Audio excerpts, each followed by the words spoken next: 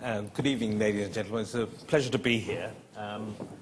The topic I'm going to talk about today is challenge funds. Now, some of you would know about these. I think that the Africa Enterprise Challenge Fund, which I helped design, and the Food Retail Industries Challenge Fund have been in the news recently, so some of you may already know all about them. Some of you may be experts, in which case I'm in big trouble. The way I want to talk about them really is about the topic is aligning business incentives to development objectives. And the reason for this is that I'm sure everybody in this room agrees that when business incentives are aligned to development objectives, business is the most powerful way of transforming economies and the lives of people, as we've seen in recent years when we've seen some of the fastest poverty reduction that the world has ever seen. The problem we've always had is how to do this. We've been looking for tools and instruments to do this for a long time. And very often, we've been accused of distorting markets. We've been accused of causing moral hazard, of using public monies for private gain. We've been accused of, in some ways or the other, creating dependencies amongst SMEs, for instance, who've never been able to be weaned off the monies that we gave them to start with. So one of the ways that we think we found to engage with business to align their incentives to development objectives are challenge funds.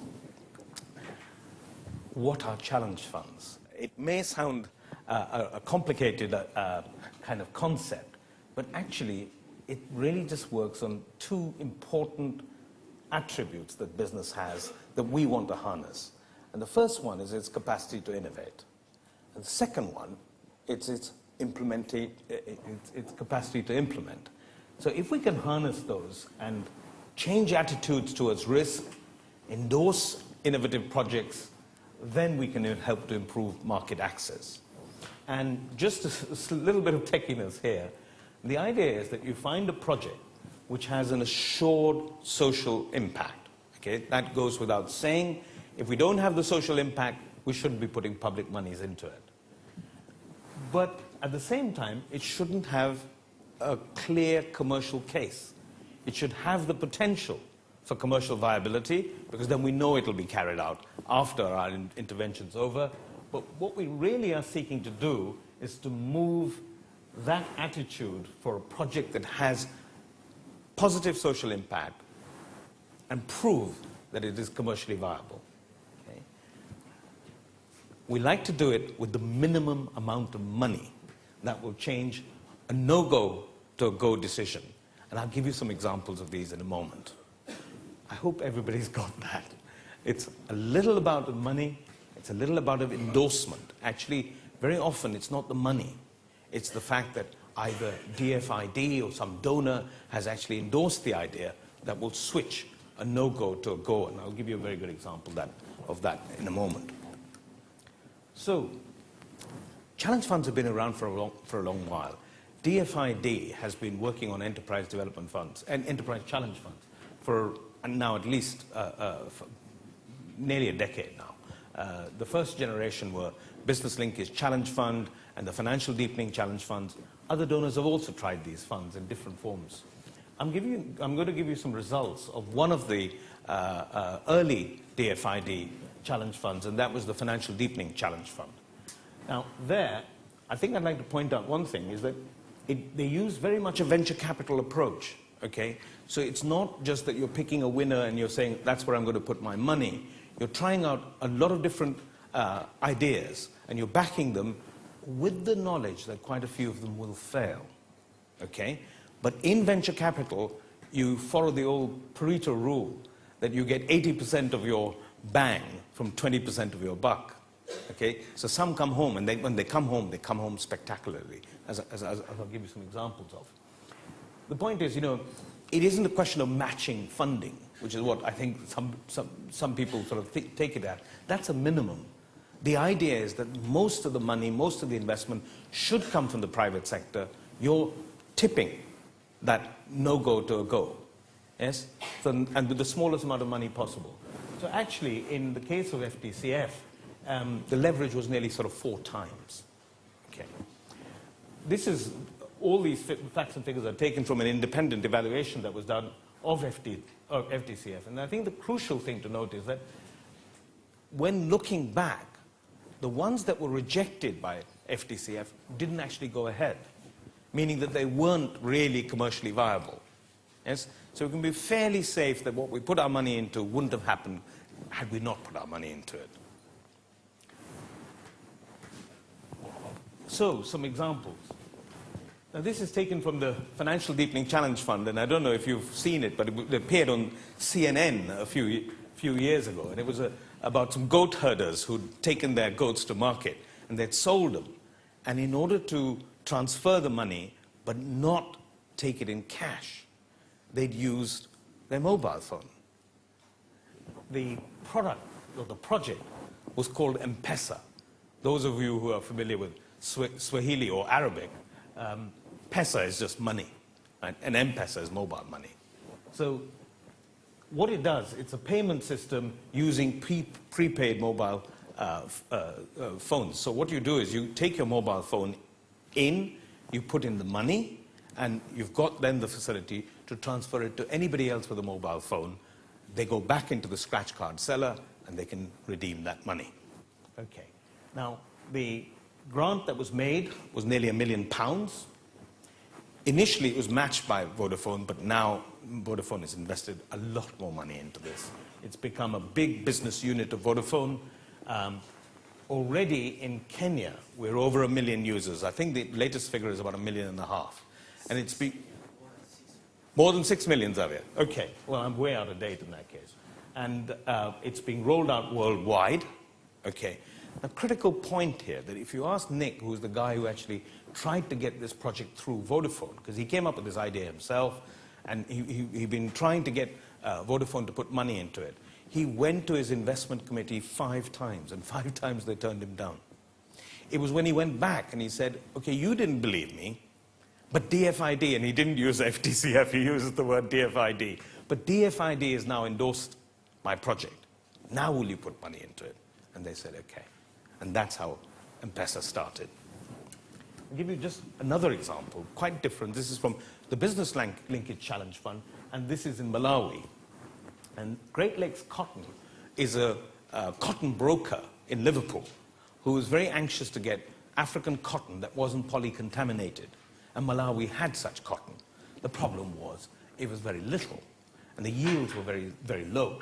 So the idea was, how do we get Malawian farmers to profitably grow cotton and thereby get the quality cotton that we want? So they formed an alliance with Clark Cotton and Syngenta, who are 2 ginners, and the National Association of Smallholder Farmers, who actually had the outreach into the smallholder community in Malawi. And the model is very simple. It's contract growing. You provide pre-treated seeds, you provide inputs, the farmer produces, you buy back. Okay. Over just 2 years, the production of cotton in Malawi went from 16,000 tons to 43,000 tons. The numbers of farmers that benefited was 200,000 smallholders, as well as 35,000 casual laborers. And the grant was £295,000, just about £1 per farmer. I hope that shows you that if it's used properly, this really does produce a big bang for buck. Now, of course, life doesn't stand still. We learned when we were designing AECF, one of our real purposes was to learn from the mistakes and the weaknesses of these previous challenge funds so we could improve on them when we designed AECF. And some of the lessons we learned was that although we were getting very good outputs, yes, those output figures are good, aren't they? You know, 1.5 million people, 6 million people now in Kenya getting a facility. And by the way, it costs under $1 to transfer that money, whereas a bank would charge you a hell of a lot more.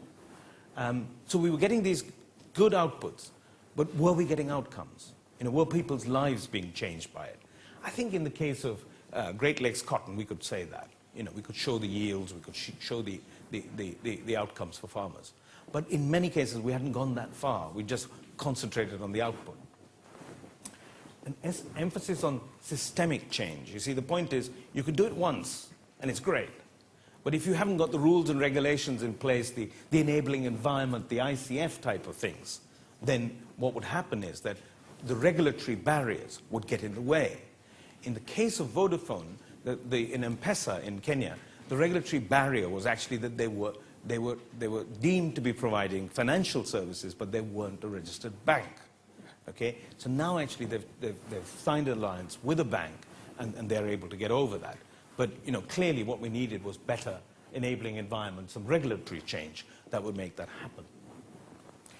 So this is the second point, the better coordination with enabling environment reforms. We really need to learn from these examples what needs to change to get the incentives, the rules of the game to change so that this can happen now without our money.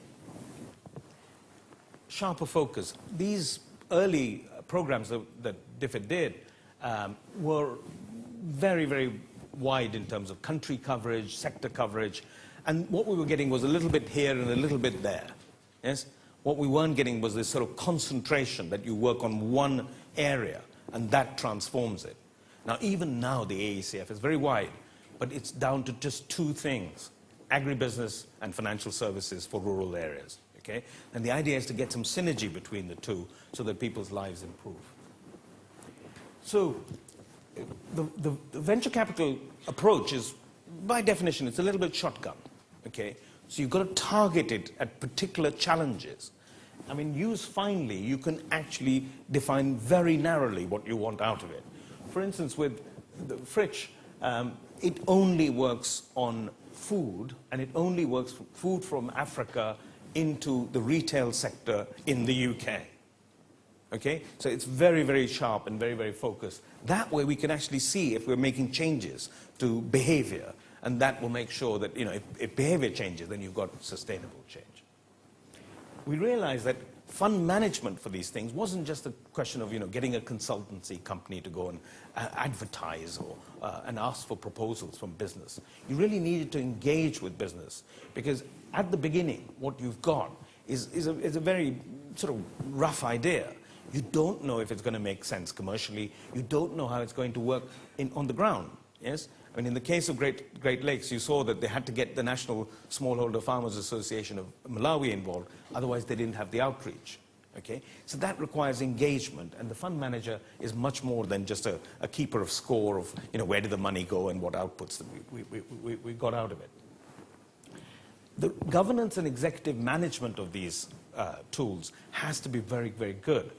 That if you don't get people in the leadership positions who can actually see the vision of where this is going, then what will happen is, again, a diffusion of activity. And you may get more money being pumped in, so in that way you could say it's being scaled up. But actually it's not scaling up impact.